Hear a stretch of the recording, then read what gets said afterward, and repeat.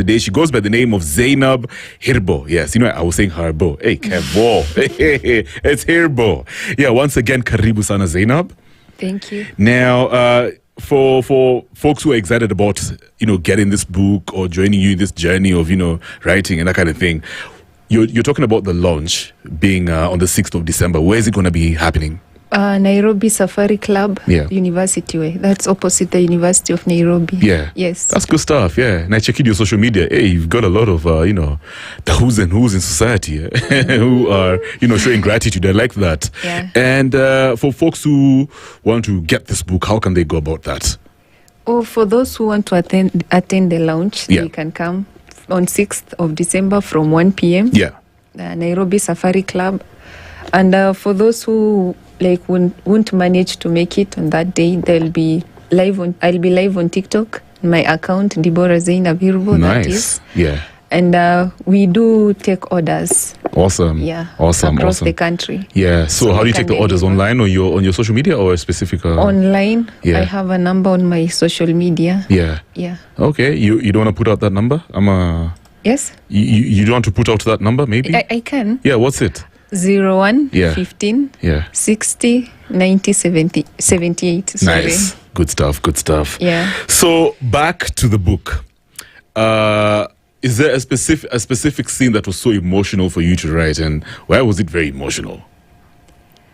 A specific scene. This book is full of emotions. So yeah. A specific scene. There has to be one scene that was a bit too heavy for you. No specific scene, but I would say what Peter went through. Peter is the youngest in the family of the main characters. So he's usually talks to himself in his bedroom about how lonely he is, yet he has a family. People just he's a shadow in his own family. So when he sits and talks to himself, it's very emotional. And at some point when I was writing about that, I felt like I was, writing about it's me who was actually going through it. And then after writing it, I'm like, oh, I'm feeling a lot. That's what I'm not supposed to. It was just a fictional book. Yeah. I mean, a fictional story. So I would say Peter. What Peter went through. Oh, that's good stuff. So you're a literature student. How did that play out for you when it comes to writing this book? Was it like an easy thing? Was it still very hard to compose the stories and that kind of thing? Nah, writing a story has never been that hard. Really? Because this is my 5th book, but I have 13 books. What? You say 13? Yes. Jesus. Because I love writing passionately. There was a time I used to, just buy some bread, supper for a week. Yeah. I'm not going out, I'm just writing and writing. Yeah. That energy.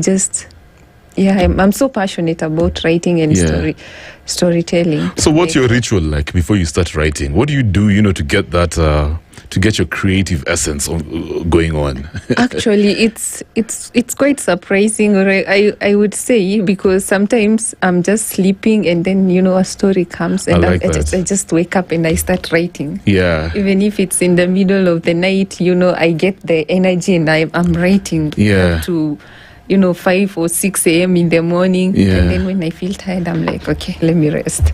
So I don't have a specific thing that, something that I say I'll do this so that I can get, the mood of writing. It's true. I just get the vision or in my head too.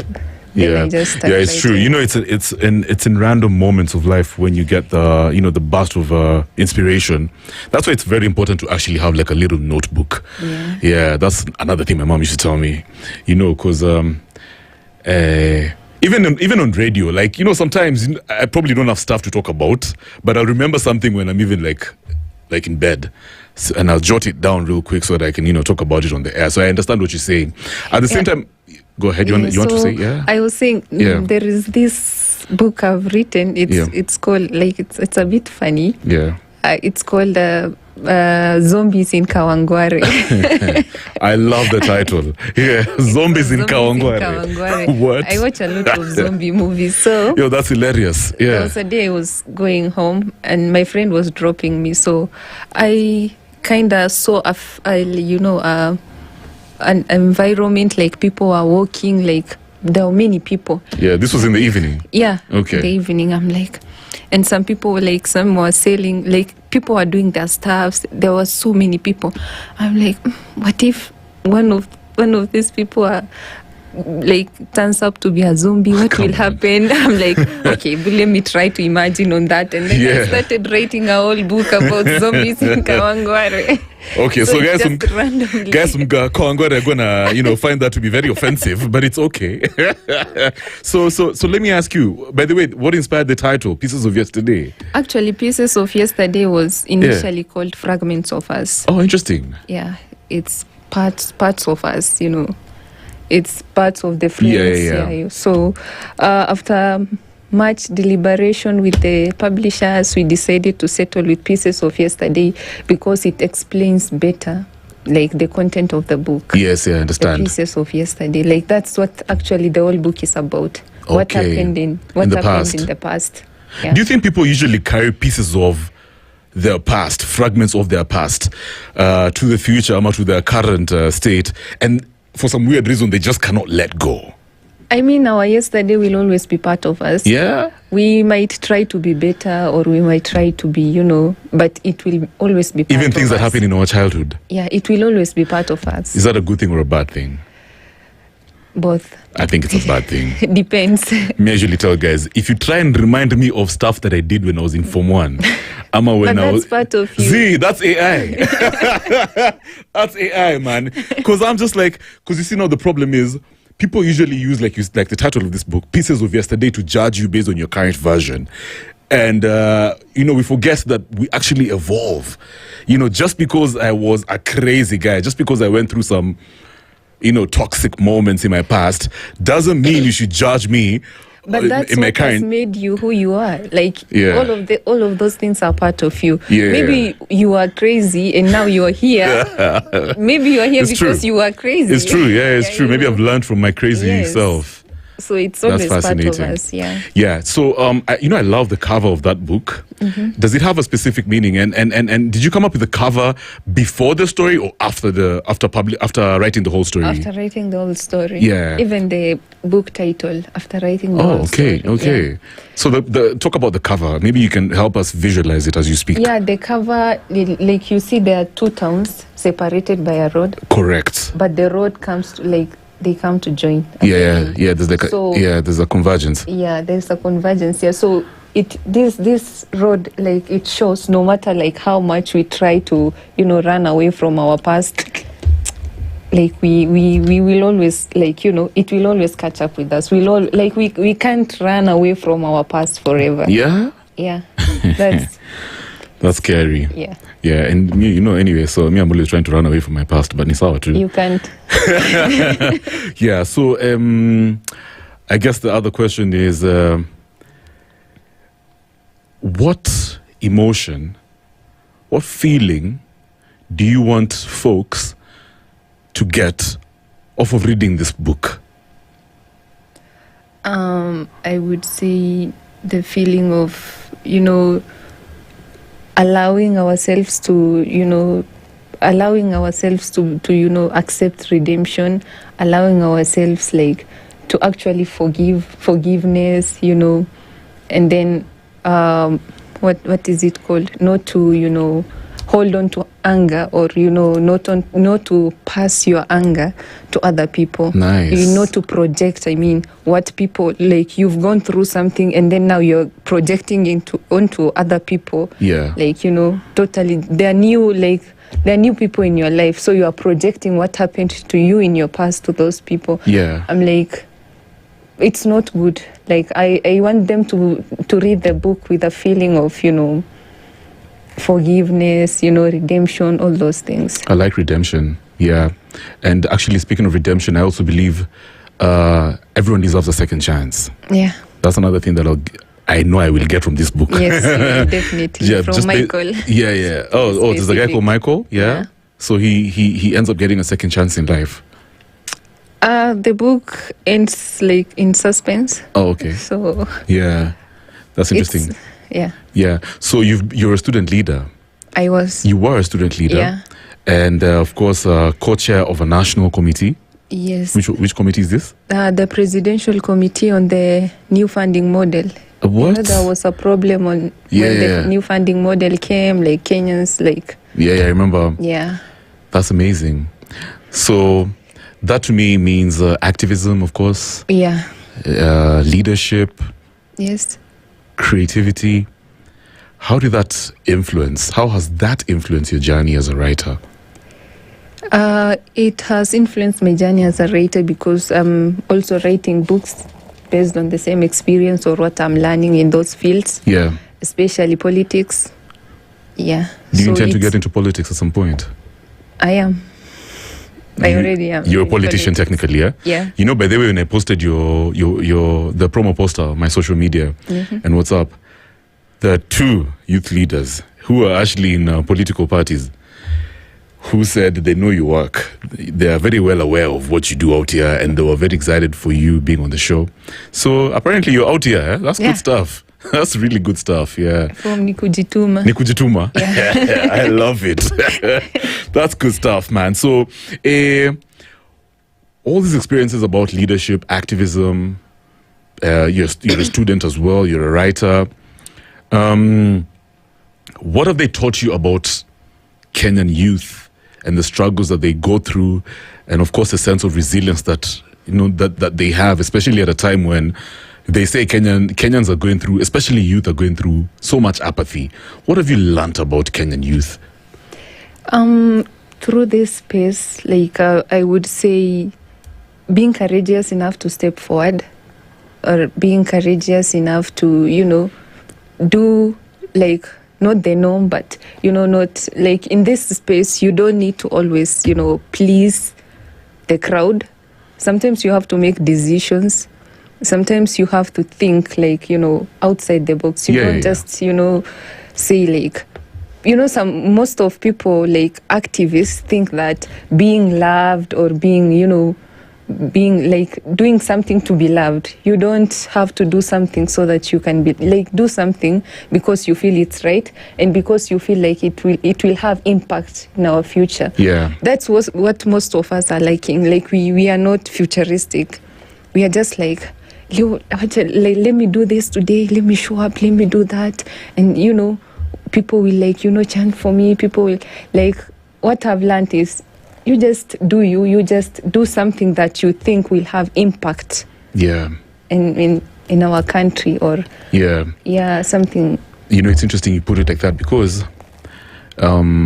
first of all, I also think young Kenyans wanajituma, especially your generation, and that's good. The energy is amazing, and I think that energy should be geared towards strengthening our democratic ideals. At the same time, we know what happened last year during the Gen Z Maandamano. From your perspective, do you think this is a revolutionary time we're living in as Kenyans? That was just a one-off, really. It's a tricky question. Yeah. But I would say youths of this country are generally, they are awake politically. Right. They are very awake. But we only have one problem. The problem with us is we want things done, but we don't want to be part of the things. Like, we don't want to be part of the process. Oh, interesting. Like, we are like, we don't want that person, we don't want that thing, we want this thing to be this. But when it comes to decision-making tables, we are not there. Oh, interesting. When it comes to, even voter registration, if you see. I was going to ask you about that. Most of us. What the hell is going on? We're just online, we're saying... sorry to say this, 1 term, 2 term, but then when it comes to, like actually actualizing that, whatever we are saying, like there is zero effort. There is effort. Some of us are really trying, but it's a smaller percentage. So what we say and our actions, they don't go together. So as long as... Are you a registered voter? Yeah. Nice. So as long as our actions and whatever we speak on online, I don't think we can be a revolution, or I don't think so. Yeah, that's interesting. Yeah. So somebody also said, online is your ground, Kevin. Do you think that's true? Yeah, online is your ground. For real? Yeah, it's very sad because with all the things that we've been through, with all the conversations, especially civic engagements and conversations, it just doesn't boil to actual civic processes. There isn't legit outcomes. People are not on the table. People are not really, people are not engaging that much. I don't know why, and it's very sad. For me, I feel let down by our youth. Yeah. That's Do you feel true. the same as well? Yes. Do you feel let down? Very. Yeah, I can imagine, especially as a student leader. And then the problem with this, the problem with our generation, we tend to, we just want to, point out problems. Like every time if somebody does something or something is happening, problem, like not solution oriented. So do you think youth are ready for leadership? No, we always talk about, it's the time for the youth. Do you think they're ready for leadership in the country? Let's not generalize them, because some of them are. Yeah. Actually, some of them are. It's true. If you go out there, some of the youths are they're really ready. You can actually find a 24-year-old and 50-year-old, you try to compare them and you feel like this 24-year-old is is very ready for that position than the 50-year-old. So I would say a smaller percentage are trying, but but if we try to generalize them, there's a lot of work to do. There's a lot of work to do. Do you think it's your responsibility to use writing as a form of activism? I think Okay. Sure. Okay. It's because I'm actually working on a book on leadership, politics. Sometimes I just sit down and feel like, there was a point in my leadership when I was facing some of backlashes because of, I was after the Mandamano, the new funding model came, and then we did some demos, and then after that, the CS for education, we wanted to have a conversation, like what can we do, like what can we change, or what's wrong with this new funding model? Because when they brought it, they thought it was okay, but we're the ones who are seeing the problem. They wanted a conversation, so I was let's have conversation with these people, let's hear from them. And people are like, oh, she's been bought. I'm like, we're just having we've done the demos, then what next? It's true. You can't always go to the streets, to the streets, then okay, they've heard us. Come, let's talk. Yeah. Like it's not something like in a hidden room, So you believe in dialogue? I actually believe in dialogue that has impact, that has results. Dialogue, and then that is, you can see like it's like working. No dialogue that is just there for formalities. I understand. Because when we had this, we managed to have the dialogue, despite the backlashes and students saying this and that. We had the dialogues, and then that's one of the resolution we made was coming up with the presidential committee. Right. To correct this new funding model, and the government actually, I don't want to be seen like I'm speaking for them, but they actually listened, and then they came up with this committee. We worked like parents, teachers, lecturers, students. We were many from all sectors. And then there's some of the resolutions we gave, they are being implemented. Right. Like recently, fee was slashed by a half. That was one of the recommendations we gave. Mm-hmm. I feel like when the dialogue is, bearing fruits, when the dialogue is actually working, why can we not have it? Yeah. Instead of, just doing some things that are not, I'm not saying demos are not good. They are actually. The government called us because of the demos we did. Right. So I feel like... I think you make a lot of sense, right? So what's your... So back to the book. I don't want to sound too political. Well, I'll invite you for another political conversation as we approach 2027. Okay. When somebody closes this book, when they've just wrapped up the final chapter, what's the one thing you want them to remember from reading the whole book? There is a chance of redemption. Yeah. I want them to, come to self-actualization, or realization that, we don't always have to run away from our problems. Yeah. When you close this book, you don't always, have to hold grudges. You don't always have to, have the feeling of resentment of what happened to you in past, Yeah. Just don't be bitter. Let me tell you something. When I used to go for therapy, I've had 2 or 3 therapists. I'll just say 3. Let me say 3. So this lady used to tell me, Kevin, sometimes it's okay to not forgive people. If you feel like they really hurt you, you can hold on to that anger for some time. And then eventually, when you're ready, you can forgive them. Do you agree with that?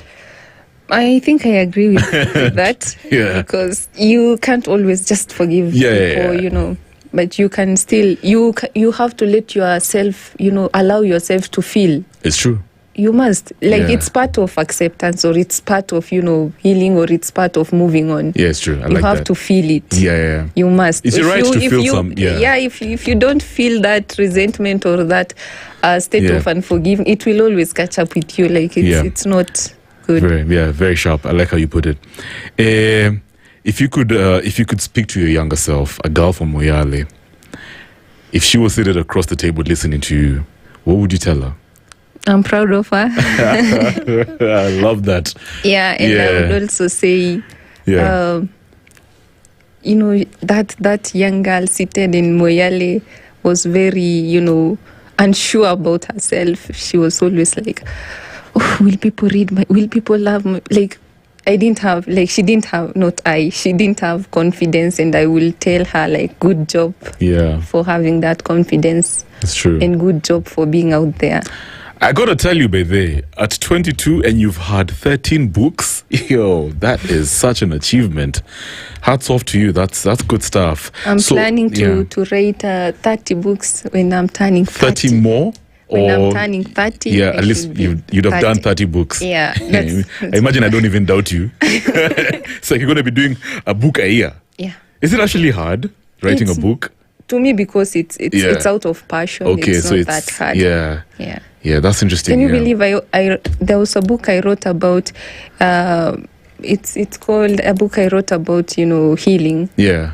I took 1 month, only 1 month. Oh, wow. And it's around 200 pages. That's impressive. 200 is, so you think that's less? 200 is less.